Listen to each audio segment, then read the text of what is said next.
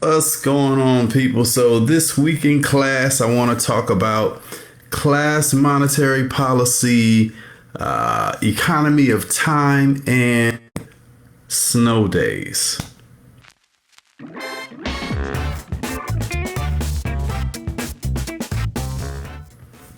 Okay, so this week in class, I did some different things. So I actually so one thing that I don't say I was good at it, but I definitely did it. When there were negative behaviors, I responded to those. What I did not have in place was a class economy or something to really respond in a way that the kids care about to positive behavior. So you can do your attaboys, your attagirls, and things like that, but it's helpful if you can give the children something tangible for their behavior.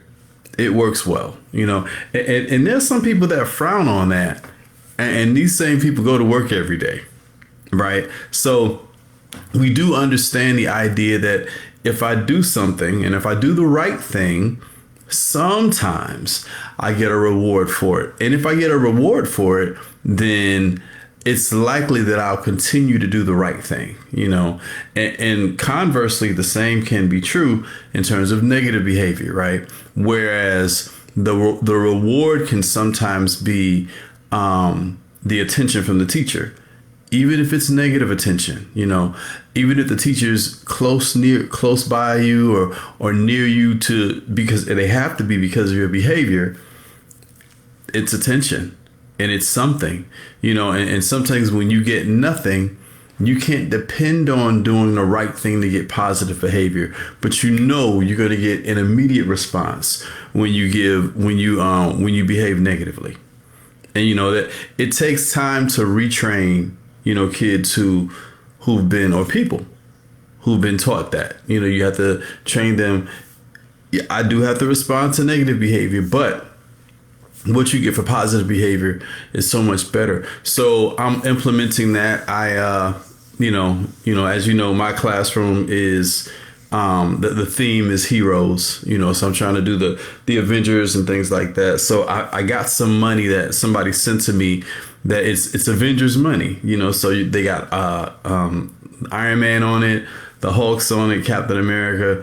It's cute, and I was like, man, what do I call my stuff though, right? So like I have this one teacher, she loves Disney, so she has Disney dollars, right? There's another one. What does she say she has? Something like Bark Bucks or something like that, because her whole thing is like dogs. There's another teacher that has her class economy is set up on this book. So it's like drops of water.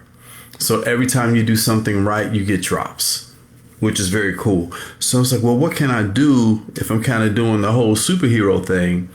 And so today when I was walking to my car, I was like, okay. At the end of the day, when you've done what you're supposed to do, to whatever level you get it, you get a hero's reward. And that's what I'm thinking.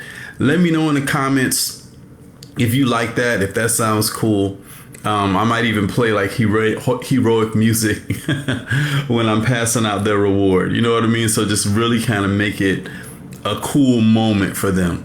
So that's what I'm thinking. I'll call it a hero's reward. No, now in doing that, now this is funny, right? All my people who are into finance, who trade stocks and stuff like that. While I was doing it, I was like, yo, and that is over a week. So 80 times 5 is 400. So I'm like, I need at least $400, right? And then of course, as money gets messed up and it goes out of print, I'll print more. It was just kind of funny to me. You know what I mean? Like, so is this what our government does? You know what I mean? Say, okay, how many people do we have? What do we need? I know it's much more involved than that, but I was like, that was funny. I kind of got to set a money policy, and then I also have to, work out how much will my items cost and what items will I have, right? Because that'll say, okay, how often, how frequently will my store be open? So will I let them build up, more money? And what I'm definitely going to do, I think I'm going to have, of course, bigger items that cost more, but then I'll have small items for the people who don't necessarily do everything they're supposed to do. I still want them to get something. So I still want that connection with, hey, I didn't have a ton, but I had a little bit of money. So I was able to get some things. My behavior bought me some things. So that was actually pretty cool. All right. The other thing I learned this week. So normally as a parent, when school closes, it's like, what do I do? You know what I mean? If I got to work or if I'm off, now the kids are off, you know what I mean? And blah, blah, blah. And it was always such a hassle.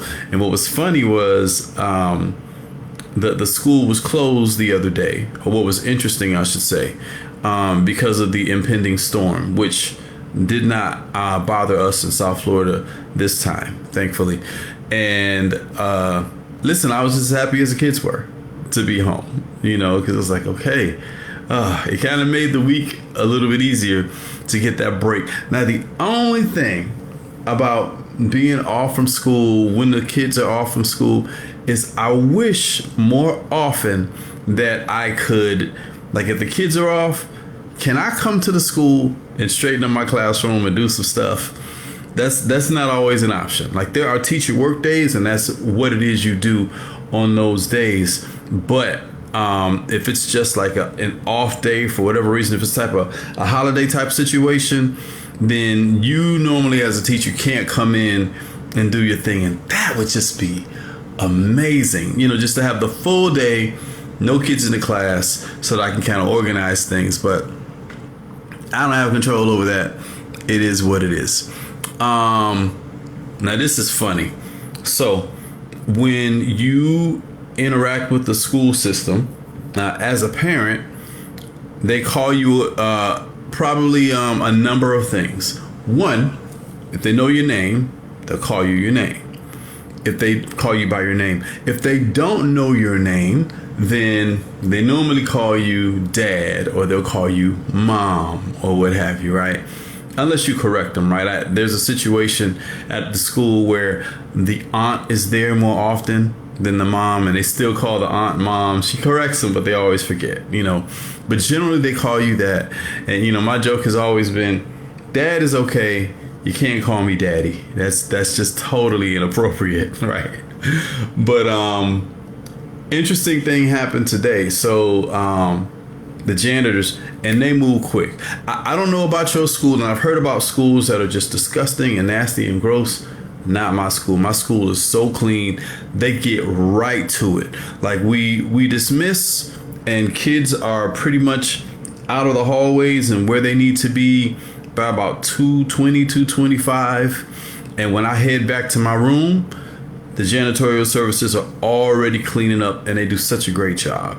But interesting, the gentleman that was cleaning up called me teacher, and I was like, interesting. And again, doesn't know my name, right? Just the guy, not ma'am, not sir, but teacher.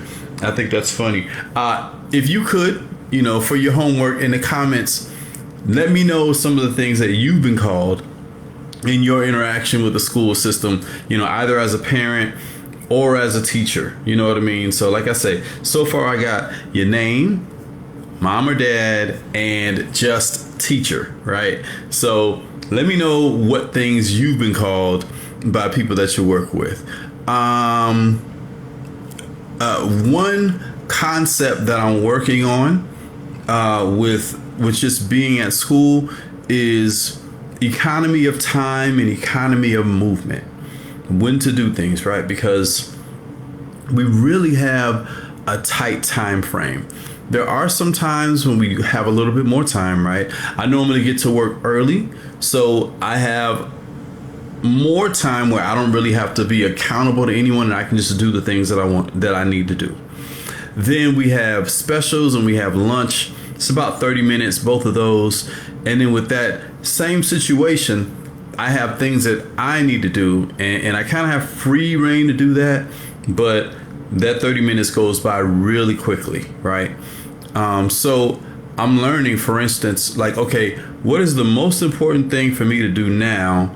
And if I have to do something, like if I have to go somewhere to do something, is it possible that I can go there and do the thing when I'm going there anyway, right? So for instance, if I got to drop off paperwork to somebody, instead of me taking my time in the morning to do that when I could just be in my room working, is there a time when I'm headed to the office, right? So like the office is in the center of things. And depending on what specials your students have, it might be in the center of things. And definitely if you go to lunch, you're going right there by the office. So if I got to drop some paperwork off and somebody doesn't need it right away, drop my kids off at lunch, drop the paperwork off, head back to my room. And just